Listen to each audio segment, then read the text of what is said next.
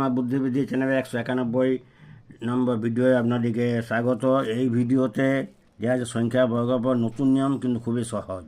এত সহজ যে আপনারা এই নিয়ম কখনো দেখেন নাই। এই নিয়ম ছোট থেকে বড় সবার পক্ষে কিন্তু একদম 1 নম্বর, সবাই এইটা দেখা উচিত। এই যে দেখুন,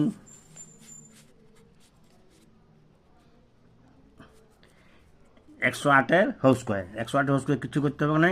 এই যে 108 আছে, 108কে স্টার দিয়ে এখানে 0 এখানে 0 বর্গ দিয়ে 64। আর কি করতে 108-এর সঙ্গে 108 যোগ করে দিতে হবে 216। যে এই যে 216 থেকে এই যে 2 আছে, 1 বিয়োগ করে 116, তো এই দিকে হচ্ছে 116 আর 64, এইটা হচ্ছে বর্গফল। আরেকটা হচ্ছে 119, ঠিক তাই। 119 আর 19, সেই 19-19-এর স্কোয়ার 361। 61 এইখানে বসে যাবে 3টা, এই 119 যোগ হচ্ছে, তাহলে এদিকে ট্রান্সফার হয়ে যাবে। যে এই ট্রান্সফার 241, এই 241 থেকে একটা বিয়োগ 161, 61, এইটাই হচ্ছে ইয়া বর্গফল। আপনারা ছোটো বড় সবাই যখন এটা সকলে